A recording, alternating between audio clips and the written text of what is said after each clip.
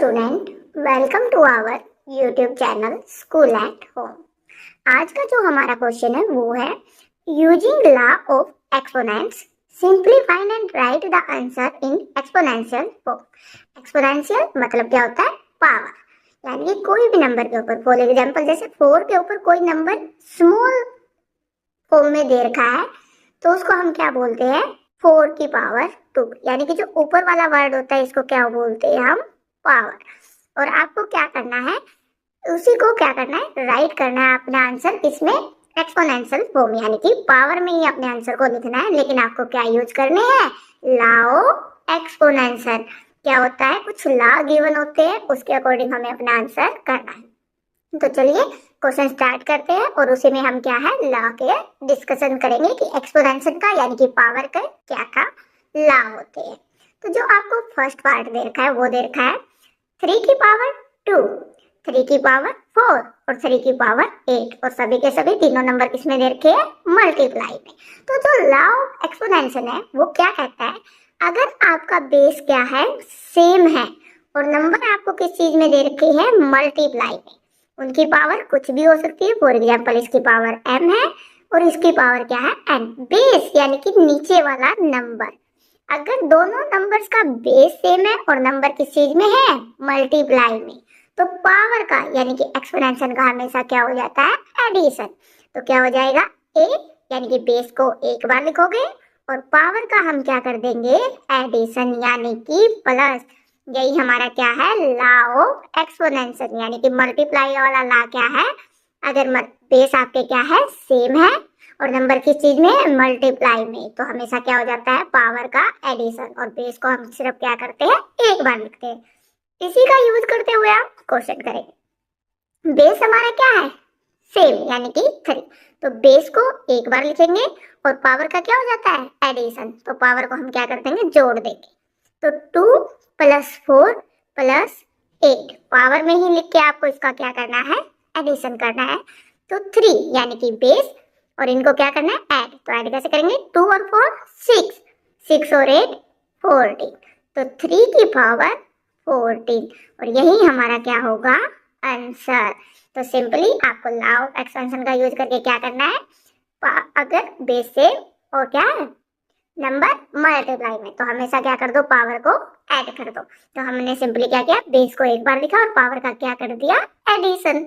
तो ऐड करने से हमारा क्या आया? 14। तो हमारा आंसर क्या हो जाएगा? 3 की पावर 14। ऐसे ही हमें क्या देखा है? Second part. लेकिन सेकंड पार्ट में क्या है? बेस तो सेम है और नंबर किस चीज में है? डिवाइड में। तो जो सेकंड लॉ होता है एक्सपोनेंशियल का वो क्या होता है? अगर आपकी बेस क्या हो? सेम हो। फॉर एग्जांपल आपका बेस क्या है? a, और नंबर किस चीज में है आपके? डिवाइड में। नंबर किस चीज में है? डिवाइड में। तो पावर का हमेशा, यानी कि पावर एक m है एक n है, तो पावर का क्या हो जाएगा? सबट्रैक्शन, यानी कि माइनस। तो बेस सेम रहेगा और हम सिर्फ पावर को क्या कर देंगे? सबट्रैक्ट कर देंगे। जो पहले है उसमें से सेकंड वाली को क्या करेंगे? सबट्रैक्ट करेंगे। तो इसी का यूज करते हैं। चलो, बेस क्या है हमारा? सेम, यानी कि 6। नंबर किस चीज में है? डिवाइड में, तो पावर का क्या हो जाएगा? माइनस। तो फर्स्ट पावर आपकी क्या थी? 15 माइनस सेकंड पावर यानी कि 10। हमेशा पावर को पावर की जगह पे ही रख के हमें क्या करना होता है? माइनस करना होता है।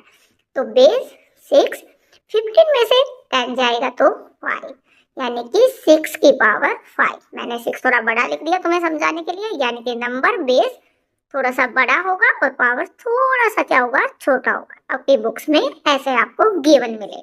तो आपका जो आंसर आया वो क्या आया? 6 की पावर 5। सेम हमें क्या दे रखा है? Next part. नेक्स्ट पार्ट में भी बेस हमारा क्या है? सेम, और नंबर का किस में दे रखा आपको? मल्टीप्लाई में। सेम एक्सपेंशन यूज करेंगे, यानी कि लॉ ऑफ एक्सपोनेंशियल क्या कहता है? बेस सेम है, नंबर किस चीज में है? मल्टीप्लाई में। तो हम पावर का क्या कर देंगे? एडिशन। पावर को क्या कर देंगे? ऐड। तो बेस हमारा ऑलरेडी हमें सेम ए ही दे रखा है। पावर m की जगह आपको 3 दे रखी है, n की जगह आपको क्या दे रखी है? 2। तो क्या हो जाएगा? m + n, यानी कि 3 + 2।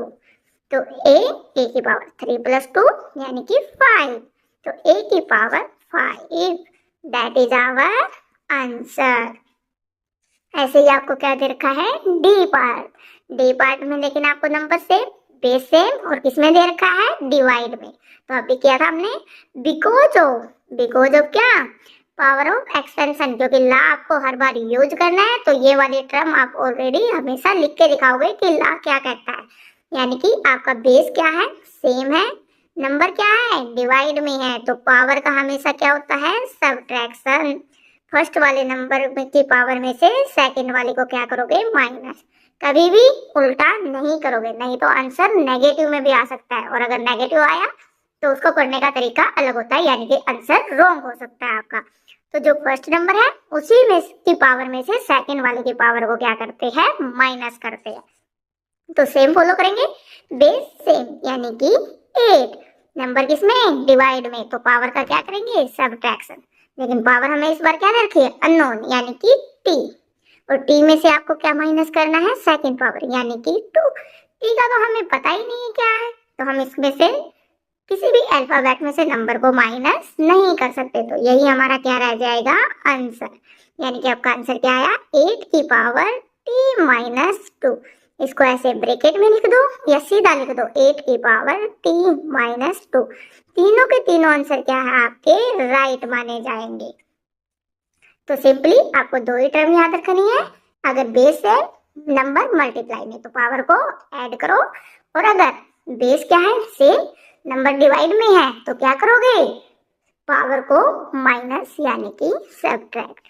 अगर वीडियो पसंद आई हो तो वीडियो को लाइक और चैनल को सब्सक्राइब जरूर करें।